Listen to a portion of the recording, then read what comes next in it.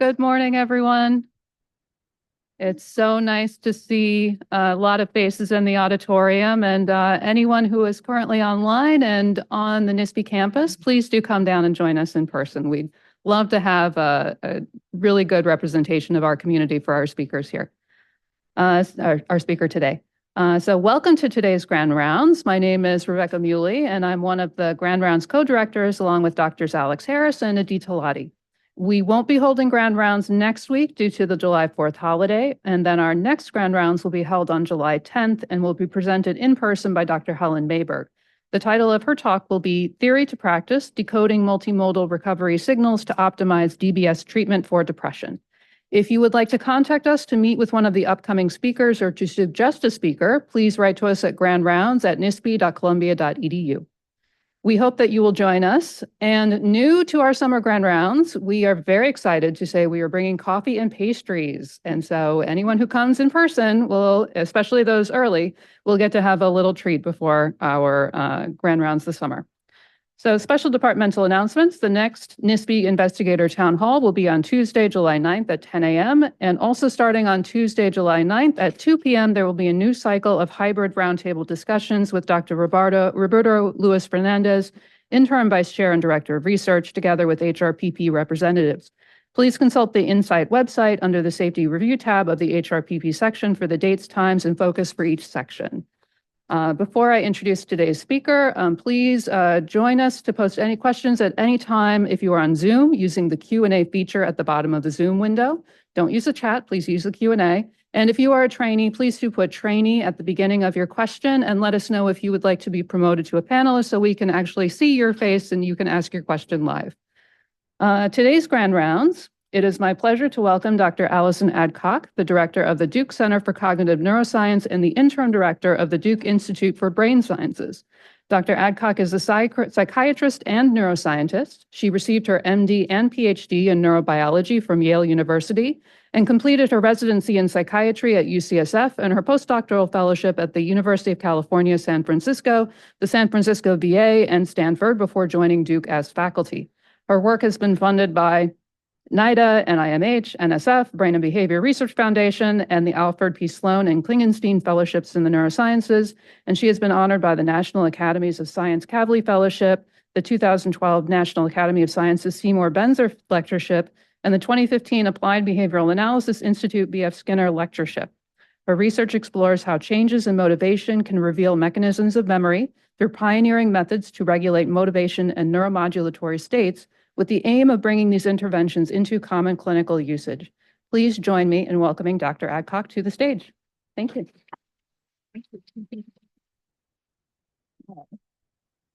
Thank you so much. Oh, I see the ghost is setting. Okay, that's a first, is watching the mouse move for me as the slides get started. So thank you so much for welcoming me here, and I'm really excited to tell you all about some of the things that we've been doing, both in our science and in our community at Duke. So I'm really delighted to hear about your questions and thoughts about what we're doing. I have nothing to disclose that would require you to interpret what I'm about to present. Nobody that's been involved in the planning has influenced it to represent a product, basically.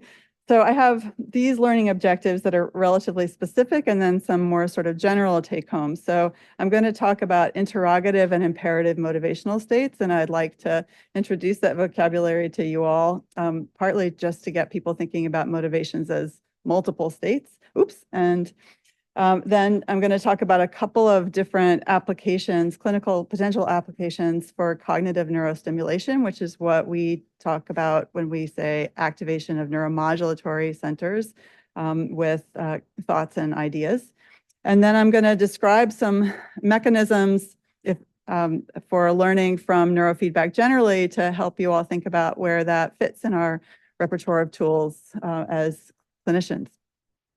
So I'm going to start with the most important message, the thank you to not only my funders and collaborators, but in particular, most of all, my students at all levels, from high school to undergrad to postdoc, because it is such a privilege to do this work with and for them. and to be part of their journey. So I want to start with this is an actual fortune cookie that I got as I was about to give a talk, the night before, that so perfectly captured my research direction. And I think as clinicians who watch every day how hard it is to learn things that we need to learn, the pain that you feel is the breaking of the shell that encloses your understanding. So I want to talk about why I'm so grateful for our students, partly because it's relevant to my research, and they inspire me and motivate my research questions. And part of the reason is because they struggle, like all of us, at the boundary between the known and the unknown, which is painful, as even fortune cookies know. But because they're scientists, seeking out that boundary defines their work, right? So every day they must do this heroic thing that we do, which is to face what we don't know and don't understand. Because in order to discover things that are truly new, you have to be at that boundary all the time. So what we know is that when people are at that boundary, sorry, just getting used to my mouse here, that what they do in that state depends critically on their state of mind. So what I'm going to talk about is our research about the brain states that regulate your action and learning in that state, and how we can use those insights to help each other do hard, novel things. So we can get everybody to this feeling, which is the postdoc who constructed the first image of first saw a black hole, the first human being to see a black hole. And that face is what we want for everybody, and to be open to that all the time. So I started thinking about what motivates us to learn even before I was a psychiatrist. But in the early days, I was really thinking more about extrinsic motivators and how we, as an animal researcher, how we get the reward motivation out of it so I could get pure cognition into it. And then at some point I realized it was backwards, because that was the way creatures work, is to learn what's interesting to them and what matters. But when they stop being just plastic, machines in the critical periods, they have to really care. So we started with thinking about really extrinsic rewards like money. And then by looking at the places that our experiments didn't work, we found the holes in that kind of structure, and discovered a more comprehensive and elegant psychological framework. So the first take-home message that I'd like to offer you is the concept of motivations, plural. So similar to emotions, but about possible futures. And that these correspond to states, whole brain states set up by neuromodulatory transmitters that create neural contexts for learning and yield distinct formats for memories to support specific kinds of future behavior. And those formats of the memories can bias either fast responses to salient information or synthetic learning and novel creative thinking, and that those are really two different modes of learning. And importantly, that imagination, mental representations, can tune these modulators and our brain states to configure them separately from what the external world is presenting. And that we can, with our internal representations, configure our brains for acting decisively when we know what to do, or for soaking up knowledge to create new maps when we don't. So even though people talk about motivations like curiosity as traits and say, I'm a curious person, we really have a lot of ability to regulate those states in the same way that we talk about regulating emotions. So I use the word neuromodulator, and just to review for people who might not walk around with images like this in their heads, the neuromodulation is a special kind of neurotransmission. So, a neurotransmitter is a chemical released by neurons, and in classical neurotransmission. So do we have, yeah, I'm not seeing the mouse on the screen. Oh, it's just over. I just have to slide it over. Did it appear? No. Okay, I'm going to try one more time. Still not appearing, right? Okay. So, and if I put it on the slide, it's not. Okay, so I'm sorry for the people on Zoom. I'm going to use the laser pointer. So in classical neurotransmission, there's a downstream neuron that's integrating information, right? So, and the kind of effect that it has on the downstream neuron depends on the properties of the chemical being released. Excitatory neurotransmitters will increase activation in the downstream cell. So here's the purple cell is integrating excitatory information from the red cell and inhibitory information from the blue cell. So when the blue cell fires, you get a pause in firing in the downstream neuron, right? So, but neuromodulation, unlike classical neurotransmitters, they transmit the information broadcast. So they're more like fertilizer. So this neuromodulatory cell in green changes the way these cells talk to each other. So that neuromodulation, you can see why it's the neuromodulators like dopamine and norepinephrine and serotonin are widely implicated in disease and in our pharmacological targets because they change so many things simultaneously, right? So dopamine is a special kind of this, special example of this kind of neurotransmission because it distills so many signals from all over the brain into a tiny set of nuclei in the brainstem, midbrain, and then sends out a pretty simplified signal to the brain at large, although not the entire brain, not uniformly, to change the way that the way the brain is functioning. So that's really important.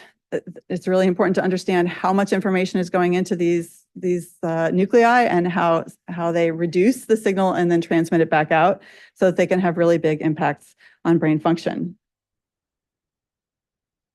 So this is the puzzle that got me thinking about our ability to regulate dopamine with our thoughts, which is, this is a plot of the impact of one neuron on another, right? And what we see, so this is stimulation, electrical stimulation. This is the firing of the downstream neuron. This is the application of dopamine. So dopamine changes the relationship between these neurons in a way that happens before we give the stimulus that is supposed to mimic extrinsic input, right? So it lowers the threshold for long-term plasticity if it's on the prep prior to the tetany, the stimulus, but not after. So that does not conform to the idea that people have that dopamine is a teaching signal about something that just happened and provides error information about mismatches. That's an anticipatory signal. And so that facilitation of plasticity started me thinking about this anticipatory effects and what it might be doing to change the state of the system at the time of learning. And so our first forays into this were very crass. We just paid people gave them a heads up for incoming information to tell them how much it was worth. So for Stanford students, the original study was $5 per picture that they got if they memorized it. And it's not too surprising that enhanced memory, although the memory field didn't think that it would at that time because there was a lot of information about explicit strategies and hippocampal encoding, and the idea was that the hippocampus was this automatic recorder of attended experience, so that just knowing or trying harder wouldn't make a difference. But of course, saying you're supposed to try harder and actually having your brain engage in a motivational state that facilitates trying harder are two different things. So since that time, we've elaborated on this model to include both the extrinsic rewards, extrinsic punishments, intrinsic motivations, and set out the imperative and interrogative framework to try to help understand what these different neuromodulatory neurotransmitters and the brain states that they set up are doing to memory formation. So we contrast dopamine that originates in the ventral tegmental area of the midbrain, which simultaneously engages behavioral activation. So people are exploring the world more, plastic mechanisms, and talks directly to the hippocampus, as I'll outline for you in a little bit. And the locus coeruleus, which is really designed for sparse representations that are really efficient at inducing rapid action. So these two different systems, and of course there's overlap in them, and we can talk about the ways that they talk to each other, are really designed for creating memories that are geared for the same kind of behavior in the future. So to illustrate, I'm going to ask you to imagine walking on campus in a balmy morning in the spring. So two people in the same physical environment presented with similar perceptual input can experience things very differently depending on their internal goals. So person A is taking a walk and enjoying the spring weather, and person B is wait, are we? Person B is walking through campus to get to a meeting that's starting in 2 minutes. So person B is by the door there, right?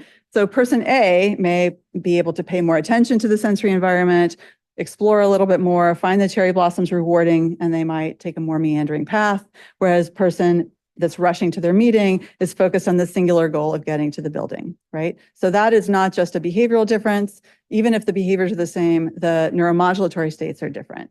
So the idea that these internal states can influence how we represent the environment and select courses of action is the sort of lever that we have for manipulating these states via thoughts and feelings that we can offer to people as they're entering a learning problem. So another sort of special thing about dopamine, you can see that the serotonin and norepinephrine are broadcast really widely through the brain and have relatively uniform representation of their terminals. But dopamine neurons are much more selective in their projection and primarily have inputs that influence the learning machinery in the brain. So things that are specialized for learning and adaptation, including the hippocampus, right? So this a region named by early anatomists for its resemblance to a seahorse, and a structure that is specialized for connecting information into map-like representations, like treasure maps. And in other words, solving problems that people have never encountered before. So exactly the kind of thing that we often are trying to get people to do in therapy or education or research. So to characterize these different states, we have come up with this somewhat unfortunate things that both begin with I's, but the reason that we chose these words was because Latin actually has moods for its verbs, and so the imperative is something that has to happen, and an interrogative is a state.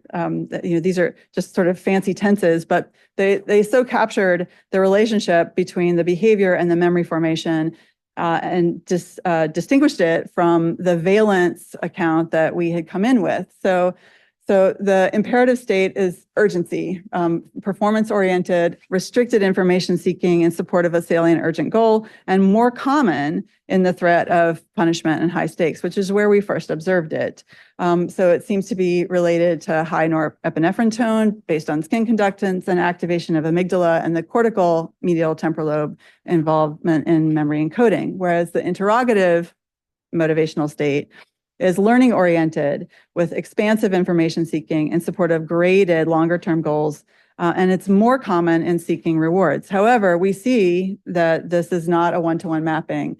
So we see high midbrain activation, other evidence of high dopaminergic tone, and connections between the midbrain ventral tegmental area and the hippocampus during memory encoding.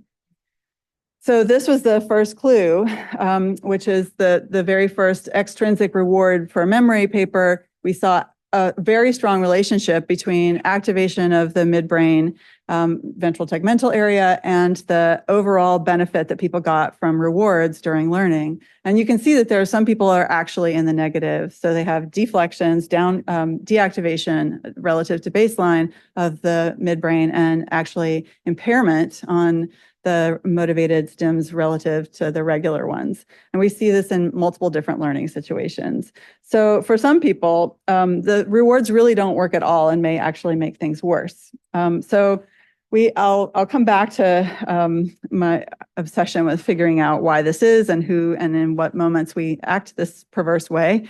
But we opened up a question of whether we can, given that this is unmoored from the extrinsic reality of what's available in the environment, can we elicit these states and support the divergent behavior just with pretending, essentially? So we instructed people to imagine motivational states and to do the same task, the same reinforcement learning and memory task.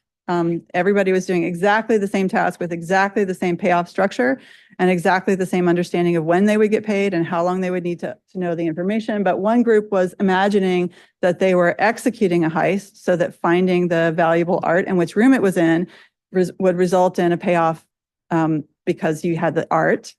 And the other group was imagining that they were casing the joint for a heist in the future. But again, the structure of the game was exactly the same. So both groups needed to find the best doors that contained the art They listened to the cover story, they performed the reinforcement learning task, they came back the next day, and then we're missing, yeah, there we go. Okay, so probably should have had that at the beginning. So each door selection revealed a painting and the value of the painting. So your job is to figure out which door is the best door.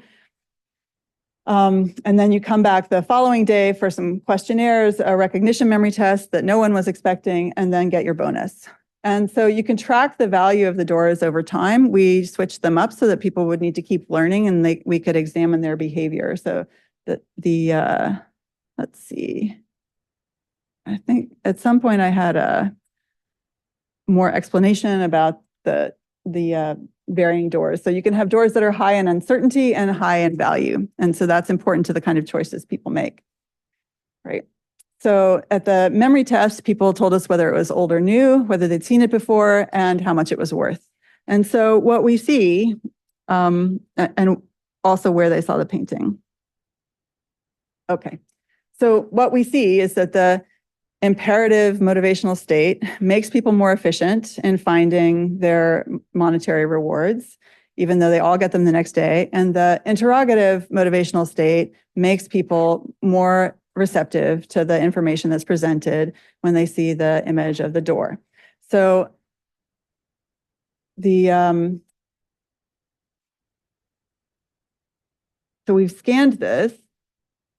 I don't think I showed you that in the diagram, but so now that we're scanning this, we see brain activation that tells us what's going on in that uncertain moment when there's about to be a choice made. So you don't have the information that you need, but we see that the prefrontal cortex, which is highly associated with valuation, has a different representation of uncertainty during that state for the imperative motivation and the interrogative motivation group. And in fact, the interrogative group is showing activation of the medial prefrontal cortex associated with value. So those folks are valuing the uncertainty, and I don't know if you can tell, there's actually deactivation in the imperative state. So imperatives don't like uncertainty, right?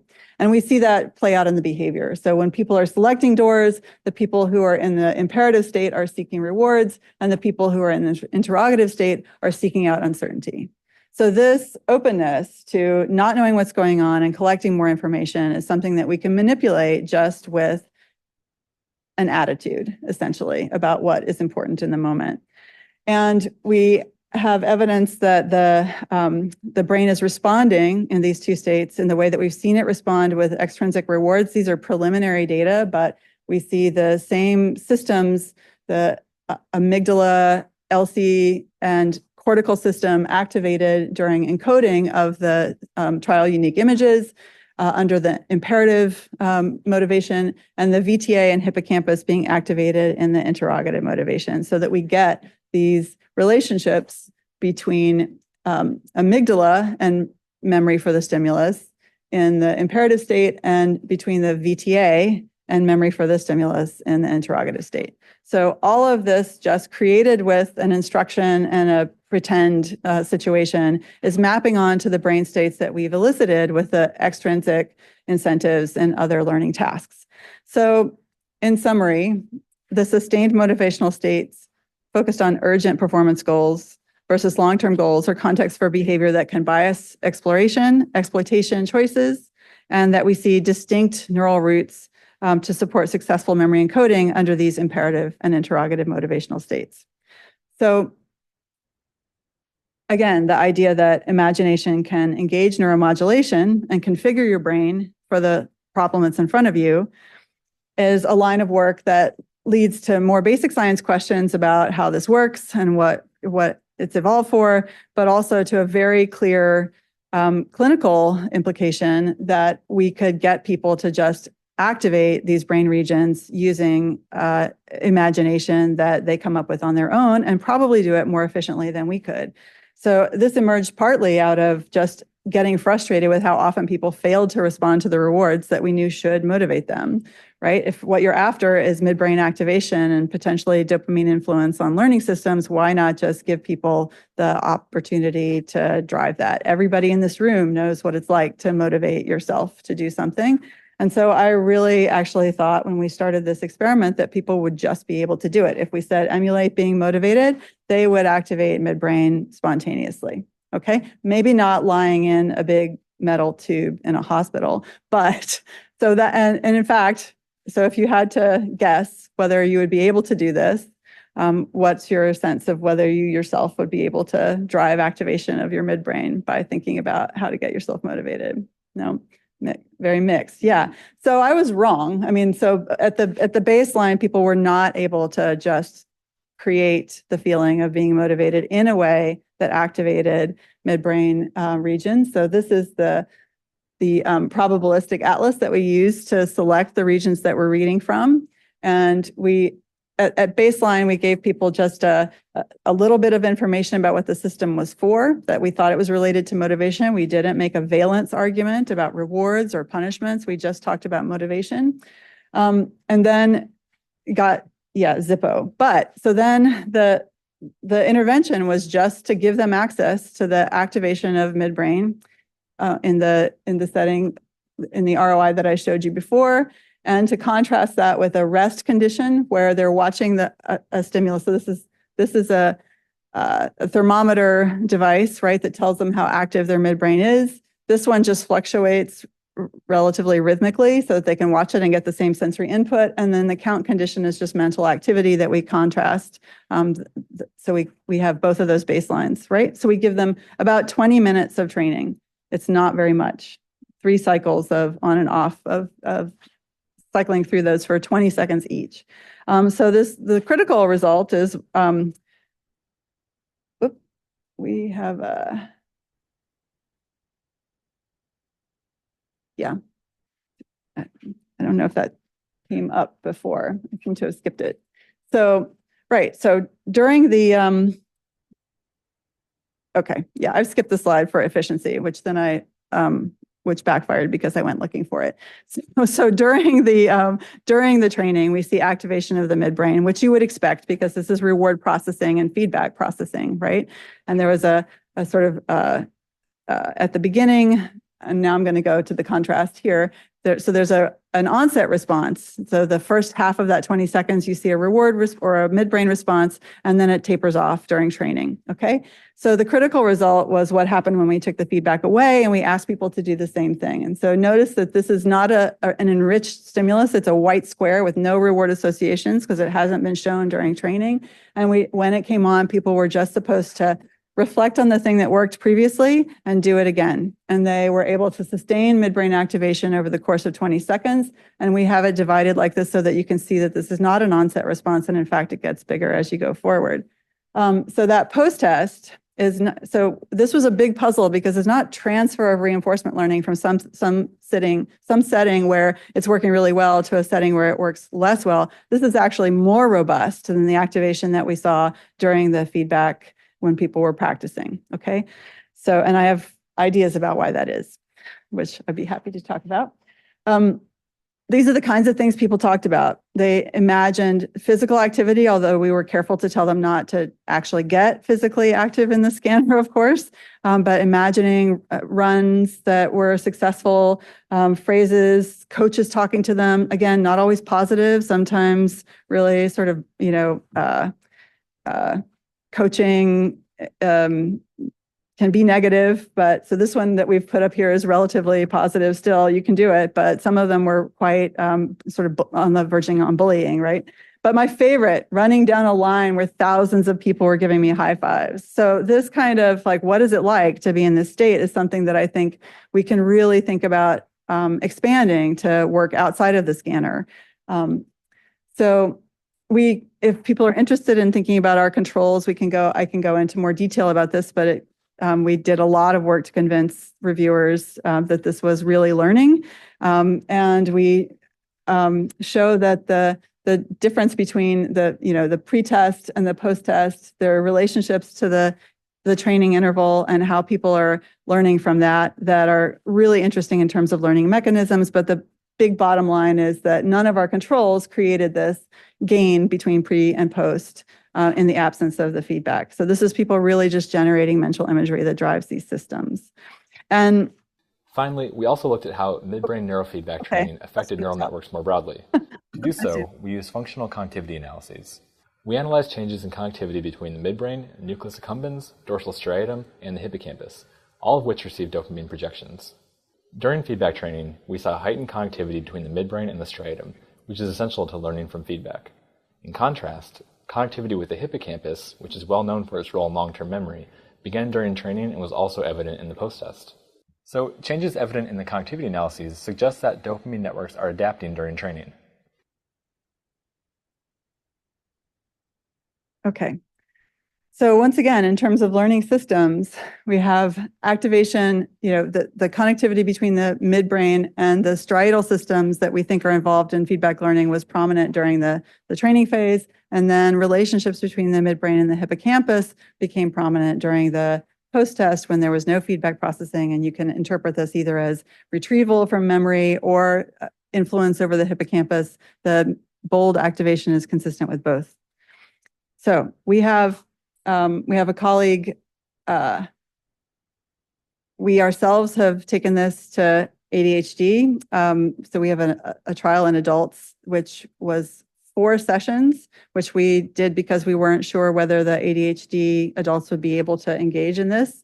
And in fact, it looks like they didn't need 4 sessions, that they're learning and not necessarily quite as efficiently, but that they are learning to self-activate after the training, and we see the influence of that activation on effort-based decision-making that would be similar to what we would expect with stimulant treatment. So we see people choosing more in this mid-range where it makes a difference, choosing more to do a hard task relative to an easy task that pays off better, and also exerting more physical effort to earn the rewards that are available to them. This is the effort task that Michael Treadway developed.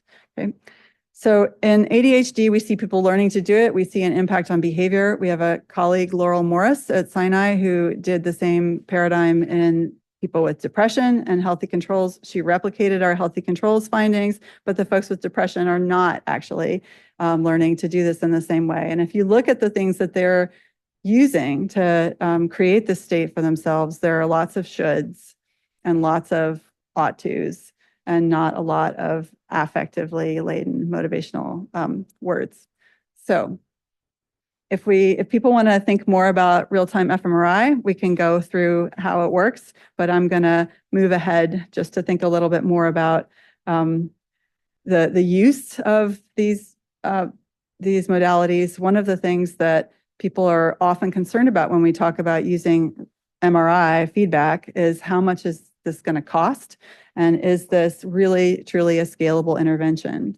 So what I'd like to offer to you, so the payoff is we've got a non-invasive way of regulating systems that are usually regulated with pharmacotherapy. It's spatially precise. And the big disadvantages are the temporal smoothing function, which for a sort of sustained state-like motivation is not such a disadvantage, and for learning over time may actually not be a disadvantage either, because you cut down some of the noise when you smooth something over time to give it back to somebody. So bold imaging has these characteristics that may or may not interfere with learning from the signal. And these are questions to still be addressed. And then the cost. So what we've learned from the 4-session ADHD trial, Michelle Hampson at Yale has similar data, and I'm about to show you another study because it looks like we have time, that people can learn something from a single session that will continue to provide benefits. So I think Michelle's findings are the most compelling on this front, that a single session, people get improvements in depression scores that continue to improve the farther out you go. So it's not that you have a session and then you have to renew it the way we think of with ECT, right? It is something that people keep getting benefit from. So this complicates dose finding. It's part of the reason for the 4 sessions in our ADHD trial was the idea that we would have to figure out how many doses were needed. But if people are getting benefits from the first one that continue to accrue, we've got an overlay of another curve on top of the dose finding curve, right? So that really calls into question what kinds of learning are happening. And if we think about the kinds of systems, we've got the reinforcement learning system that the striatum is designed to help us with, or it's really set up to make relationships between things that happen in quick succession, and then the hippocampus that's creating explanatory models of the world, maps, basically. And those two kinds of learning look very different. And I think this is relevant even to our first cognitive neurostimulation results, right? So there's the how you get better at a skill like anxiety regulation or softball, right? But then when I started playing softball as a graduate student, I had a sudden realization after playing softball as a middle schooler for a long time that when people said, keep your eye on the ball, they actually meant it. You couldn't like think your way into catching a ball, right? So there are these step functions that are about the rules of the world and how quickly our behavior can change when we figure out that we're, for example, living on the edge of a cliff, right? Everything changes in those moments. So I think that some of what's happening in these very salient experiences that people have where they watch their brain working is a real shift in how they think their person relates to their brain function.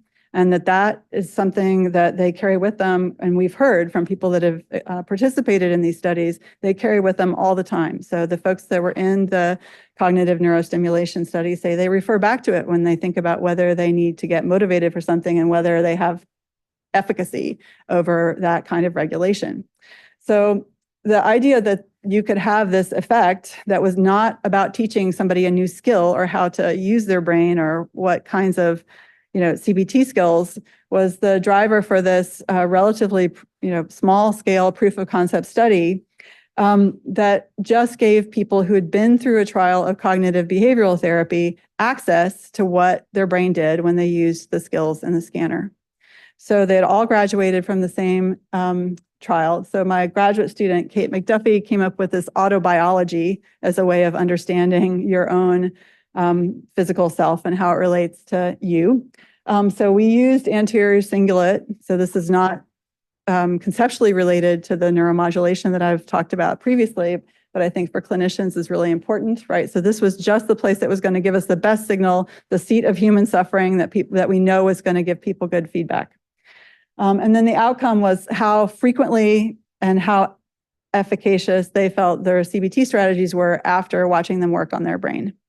And the hypothesis going in was that this sort of belief change would really motivate people to use their strategies more in the casual way that people had talked about having the neuromodulation midbrain feedback.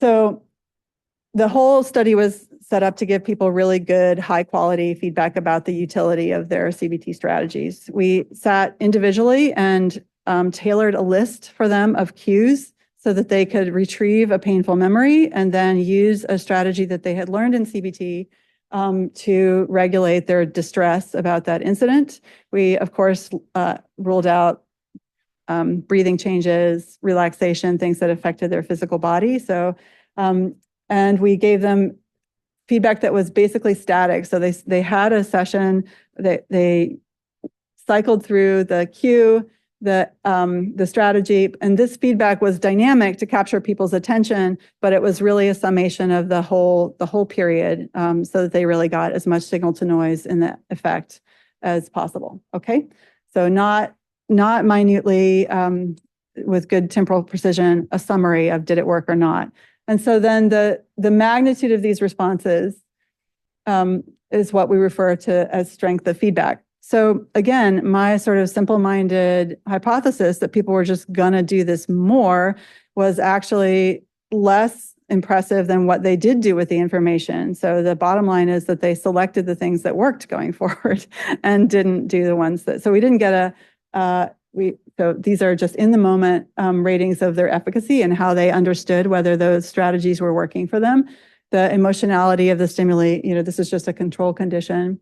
So, but then when we come back at 4 weeks, we see the same relationship between the strength of the feedback and how people rate the efficacy of these CBT strategies and their frequency of use. These are very small. This was a winnowed down from a clinical trial, so the N is very small, but everything is in the direction that you would expect, except the main effect, which again, as I alluded to, was more sophisticated than what I thought they were going to do with the information, right? So they used the strategies more that they thought that they found worked, and we see a relationship between the efficacy ratings and the strength of feedback. And that is not present, prior their prior ratings of the strategies. It's not present for the strategies that we didn't scan. We had some control strategies that we didn't give them feedback on. So there was a temporary effect of a boost in self-efficacy, and then a lasting effect on how people assessed their CBT strategies and what they had learned in therapy, and a selective effect on the strategies that worked best for them in terms of their sense of what they could do with those strategies. So this is the kind of thing that I think might underlie the effects in depression that Michelle Hampson is seeing, this sort of continued ability to use the experience to craft your tools, your tool set for walking through the world. There are other kinds of learning mechanisms that we could think about, but this one is one that people will come back to and refer to as they encounter new situations. So the practical implications of a single session benefit are also important to consider, because a single session of fMRI can be, for an hour, can be $500, or, depending on the efficiency of your center, down to $300, right? At Duke right now it's $650, but compare that to the cost of therapy or practically anything else. So a single session of MRI, even at that rate, that has clinical impact, I think is not prohibitive in the way that people might imagine. We're not talking about repeated sessions. So we started this work thinking about how you increase motivation, what kinds of motivation would be helpful to learning.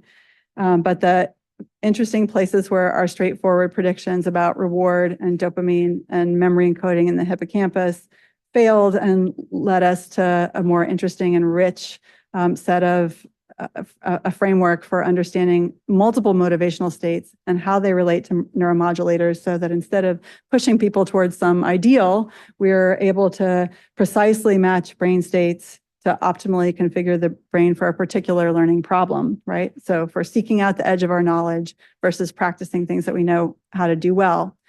And in fact, we know enough about this now that we've made it the basis of a new graduate training program funded by an R25 that really lays out all of the pieces of motivation that we think are important to graduate students trying to do hard new things. And that we're setting up a co-curricular and community experiences that we think will really support students in that state and being able to make good use of it. And a chief one is just the idea that there's not a single career that is the goal career, but really not just giving lip service and not treating careers in industry and nonprofit and government as consolation prizes for academic careers, but really outcomes that will benefit society and the rest of us, and building it into the training model from the very beginning of training, so that people are crafting their IDPs with all of these good potential outcomes as ways of shaping, decreasing distress and shaping their motivational systems to be tuned to all the exciting things that are happening around them and the joy of science instead of the distress associated with the structure of the way we are training our students. So as we nurture creativity and innovation, on the one hand, we're translating these very specific findings into a mechanistic framework and an environment that helps people do hard things. But on the other, I think just this discovery that is really fundamental and universal, that we can regulate motivational states in the same way that we think about regulating emotions. We have a lot of vocabulary for talking about what kind of emotions are helpful in a different in different circumstances. And I think there's no reason not to be thinking about this for motivation, and the tools that we have as humans for the pretend states. I'm thinking about fancier ways of talking about this, but this person at this time neither could read nor needed glasses. She is right. She is assembling the trappings of this activity in a way that helps her organize the inputs. The developmental psychologists can tell us all about this, but we have that equipment and we sort of abandon it because we think of more concrete ways to get what we want. And so apparently it also, you need safety glasses to pour soap suds from one place to another. But all of this sort of, here's the state that I'm in. Am I a superhero? Really helps assemble our brain to create a constellation of effects at multiple levels that help us get things done.